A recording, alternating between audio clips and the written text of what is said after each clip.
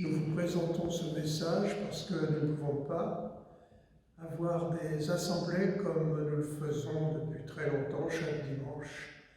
Donc le message est enregistré, vous pouvez pouvoir entendre ce message, peut-être encore pendant quelques semaines, et j'espère que tout se passera bien pour vous. Donc prenez le temps d'écouter le message, et puis aussi peut-être de chanter des cantiques chez vous, avec la famille. Merci.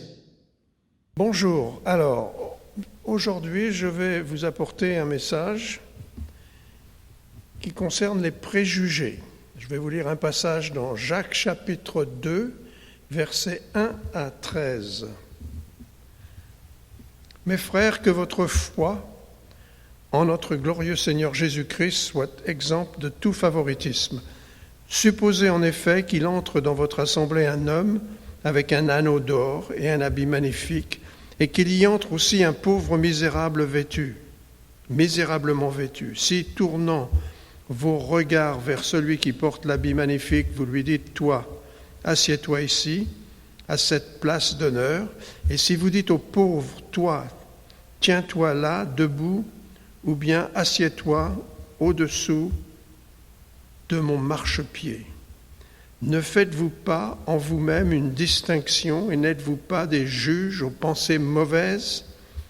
Écoutez, mes frères bien-aimés, Dieu n'a-t-il pas choisi les pauvres aux yeux du monde pour qu'ils soient riches en la foi et héritiers du royaume qu'il a promis à ceux qui l'aiment ?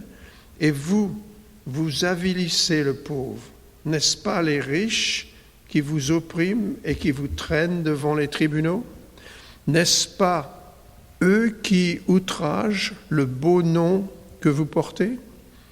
Si vous accomplissez la loi royale selon l'Écriture, tu aimeras ton prochain comme toi-même, vous êtes bien, vous faites bien. Mais si vous faites du favoritisme, vous commettez un péché.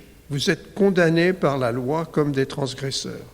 Car quiconque observe toute la loi mais pêche contre un seul commandement devient coupable de tous. En effet, celui qui a dit « tu ne commettras point d'adultère » a dit aussi « tu ne tueras point ». Or, si tu ne commets point d'adultère, mais que tu commettes un meurtre, tu deviens transgresseur de la loi. Parlez et agissez comme devant être jugés par une loi de liberté, car le jugement est sans miséricorde. Pour qui n'a pas fait miséricorde, la miséricorde triomphe du jugement. Alors, je voudrais donc vous parler des préjugés. Le dictionnaire nous dit que le mot préjugé veut dire une opinion faite avant même que les faits soient connus. Des préjugés et des discriminations de toutes sortes ont formé le cours des événements de l'histoire humaine à travers les siècles. Les préjugés sont aussi vieux que l'homme. Plusieurs des très grandes guerres, les grands conflits dans le monde ont été déclenchés par des préjugés et beaucoup de problèmes dans le monde aujourd'hui existent à cause de préjugés. Et c'est à cause de préjugés que parfois certains sont en colère après le pasteur.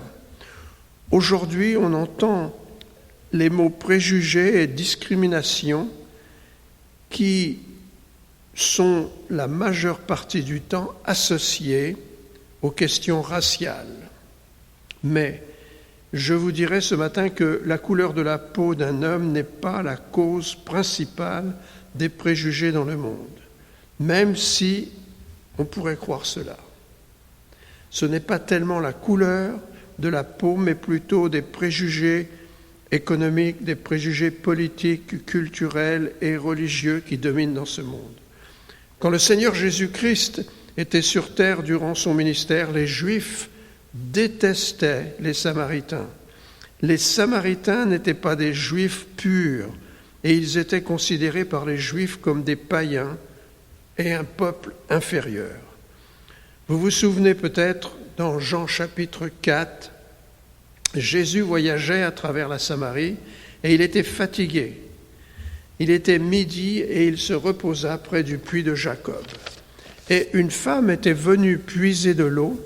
C'était une femme de Samarie Et Jésus lui demanda à boire, et elle lui dit, « Comment toi, qui es juif, me demandes-tu à boire, à moi qui suis une femme samaritaine ?» Quand je pense aux préjugés, je pense aussi à ce qui se passe dans notre pays ces derniers temps. Vous vous souvenez de l'histoire de Moïse ? Comment sa mère le cacha dans un panier de roseaux parce que tous les bébés mâles juifs, les Juifs étaient condamnés à mourir par le pharaon égyptien. Préjugé, je pense aussi à Jonas.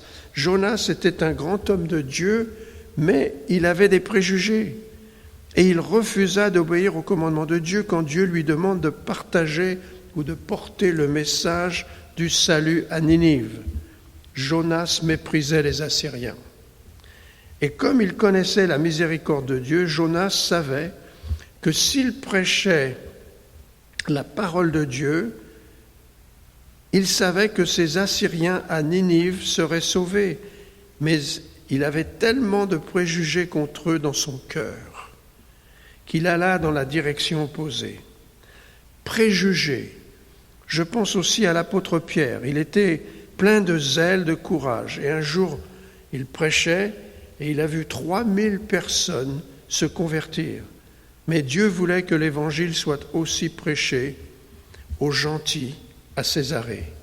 Mais Pierre avait tellement de préjugés que Dieu a dû s'en occuper. Il lui parle dans un rêve. Et finalement, il réussit à le convaincre d'aller en mission pour lui. Il l'envoie dans la maison de Corneille. C'était un Italien et Corneille voulait entendre la parole de Dieu. Alors Pierre arrive à sa maison et Corneille était tellement content de le voir qu'il tombe aux pieds de Pierre pour l'adorer. Vous vous souvenez de ce que Pierre lui a dit. « C'est très bien. Tu devrais aussi me faire une bise sur ma bague et mon gros orteil pendant que tu y es, puisque je suis le premier pape. » Non, c'est pas du tout ce qui s'est passé. À chaque fois de nos jours que je vois une chose pareille, cela me dégoûte. La Bible dit, mais Pierre le releva en disant, « Lève-toi, moi aussi je suis un homme. » Actes chapitre 10. Si Pierre était le premier pape, il ne l'était pas, mais s'il l'était, quelqu'un s'est lourdement trompé. Quelque part, car Pierre lui dit « Je ne suis qu'un simple homme, il ne faut pas m'adorer. Je ne suis qu'un pécheur sauvé par la grâce de Dieu. Relève-toi. »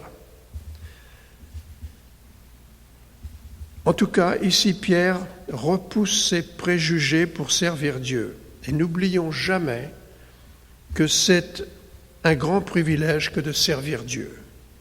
Et les préjugés doivent disparaître si nous voulons réellement le servir.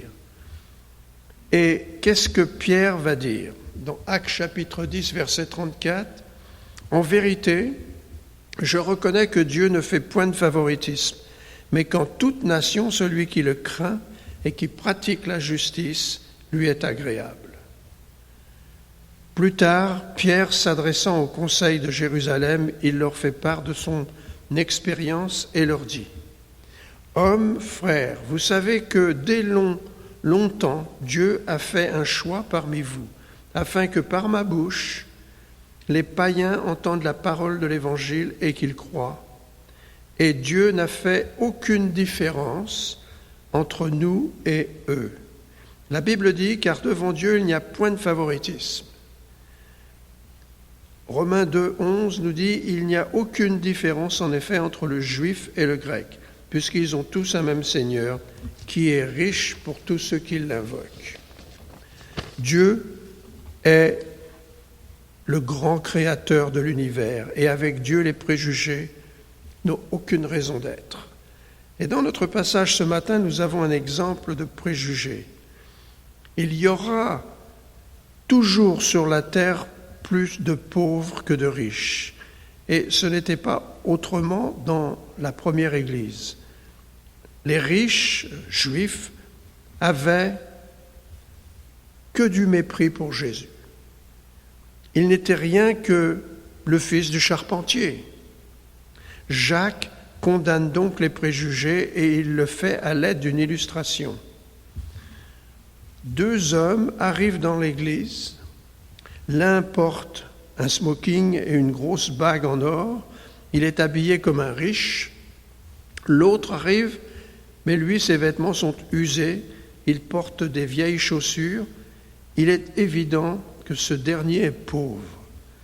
Quelqu'un aussitôt va vers le riche et on l'invite à prendre le fauteuil de choix, tandis que le pauvre, on lui dit « Asseyez-vous là, où vous ne gênerez personne. » Jacques dit « N'êtes-vous pas des juges ? Vous voyez, avoir des préjugés, faire du favoritisme, c'est contraire à la grâce de Dieu. » Le verset 5 nous dit « Écoutez mes frères bien-aimés, Dieu n'a-t-il pas choisi les pauvres aux yeux du monde pour qu'ils soient riches en la foi et héritiers du royaume qu'il a promis à ceux qui l'aiment ?» Le placeur dans l'Église discriminait contre ce pauvre homme parce qu'il avait depuis longtemps déjà établi des distinctions de classe dans son esprit, même avant qu'il devienne placeur dans l'Église. Quand je pense à celui qui a quitté la splendeur du ciel, la gloire céleste, pour venir sur une terre maudite par le péché, pour devenir le sacrifice de Dieu pour les péchés du monde. Quand un enfant va naître dans une maison, la place de l'enfant est toute prête en général. Tout y est à l'avance. Mais quand le Fils de Dieu est né, c'était dans une étable. Il n'y avait pas de place pour lui dans l'hôtellerie. Son premier lit se trouvait dans l'étable avec les animaux. Ensuite, il a débuté son ministère et la Bible dit « Les renards ont des tanières et les oiseaux du ciel ont des nids, mais le Fils de l'homme n'a pas un lieu où il puisse reposer sa tête. » Jésus s'est identifié avec les pauvres. La Bible dit qu'il est venu pour annoncer une bonne nouvelle aux pauvres. Mais j'ai bien peur que beaucoup parmi nous sommes comme ce placeur. Nous avons des préjugés et pour certains d'entre nous, le prix et la marque des vêtements d'une personne a beaucoup d'importance à nos yeux, plus que l'attitude de son cœur. Et nous ressemblons malheureusement à ceux qui sont décrits au verset 4, des juges aux pensées mauvaises. L'homme est impressionné par ce qui est fort, puissant et riche. Mais Dieu est impressionné par ceux qui sont sincères et vrais. La Bible dit dans 1 Corinthiens chapitre 1 verset 27, « Mais Dieu a choisi les choses folles du monde pour confondre les sages. Dieu a choisi les choses faibles du monde pour confondre les fortes. Et Dieu a choisi les choses viles du monde et celles qu'on méprise, celles qui ne sont point, pour réduire au néant, celles qui sont fortes afin que personne ne se glorifie devant Dieu. » N'oublions pas qu'il y a des gens sur cette terre qui sont trop snobs et trop prétentieux pour être intéressés par les choses de Dieu. Et pour la plupart du monde, la parole de Dieu n'est rien de plus que des histoires, des fables. Il faut savoir que la grâce de Dieu est suffisante pour sauver le pire des pécheurs et pour tous les hommes. Romains 3, 24. Et ils sont gratuitement justifiés par sa grâce, par le moyen de la rédemption qui est en Jésus-Christ. Tite chapitre 2, verset 11. Car la grâce de Dieu, source de salut pour tous les hommes. Quelle tragédie de tomber dans le piège des préjugés. La grâce de Dieu est offerte à tous les hommes, partout, quelle que soit leur position ou leur richesse. Que Dieu nous aide et que l'on ne devienne pas si gâtés, confortables, au point d'oublier ceux qui sont perdus et dans le besoin. Nous prêchons bien l'Évangile à quiconque, Paul nous le dit, car vous connaissez la grâce de notre Seigneur Jésus-Christ, qui pour vous s'est fait pauvre, de riche qu'il était, afin que par sa pauvreté, vous soyez enrichis. Et je dirais aussi que parfois nous avons des préjugés contre les riches. Combien d'entre nous témoignons aux riches? La grâce de Dieu est suffisante pour tous.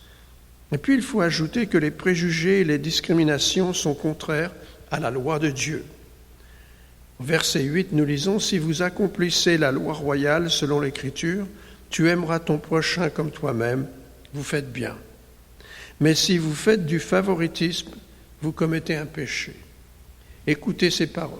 « Je te conjure devant Dieu, devant Jésus-Christ et devant les anges élus, d'observer ces choses sans prévention et de ne rien faire par faveur. » Nous entendons souvent parler de droits.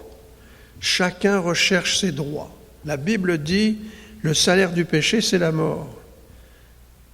Je me demande si l'inconverti veut vraiment recevoir ce qui lui est dû. Jacques parle de la loi royale et dit « tu aimeras ton prochain comme toi-même ». Ça va bien au-delà de la loi. Dieu n'a pas de favoris. Dieu veut que tous soient sauvés. C'est pour cela que nous avons un programme missionnaire dans l'Église. C'est pour cela que nous encourageons à donner généreusement et celui qui a des préjugés agit contre la loi de Dieu. Une dernière chose. Dans le verset 9 que nous avons lu, ce verset nous dit que d'avoir des préjugés, c'est péché. Si vous faites du favoritisme, vous commettez un péché. Vous êtes condamnés par la loi comme des transgresseurs. C'est plutôt clair. Vous ne trouvez pas? Vous pouvez toujours crier « Je ne fais du mal à personne, je suis fidèle à ma femme, je ne vole personne, je n'ai tué personne. » Tout cela, c'est très bien et tant mieux pour vous. Mais avoir des préjugés, c'est péché. Le verset 10 nous dit « Car quiconque observe toute la loi mais pêche contre un seul commandement devient coupable de tous. » Je me demande bien, ce matin, n'avons-nous pas des préjugés si nous gardons la bonne nouvelle du salut pour nous-mêmes et si nous pensons par exemple « Je veux que mes enfants soient sauvés, mais les vôtres, ça ne m'intéresse pas. » Notre attitude, nos actions, nos préjugés ne sont que des petites erreurs de jugement. Dieu dit que c'est un péché pourtant. Est-ce que vous êtes convertis ce matin? Si vous ne l'êtes pas, laissez vos préjugés de côté, écoutez Dieu et venez à lui, venez à Christ. Il vous tend la main. Mais si vous êtes sauvés, convertis, fidèles à l'Église, vous vivez dans une bonne ambiance formidable. Mais malgré tout cela, caché au fond de vous-même, vous avez peut-être des préjugés. Vous êtes le mieux placé pour savoir de quoi il s'agit et sachez que Dieu aussi connaît très bien vos préjugés. Faites en sorte que ça change. Ne restez pas comme ça. Tournez-vous vers le Seigneur, reconnaissez vos préjugés et demandez au Seigneur de vous aider à ne plus avoir de préjugés. Merci.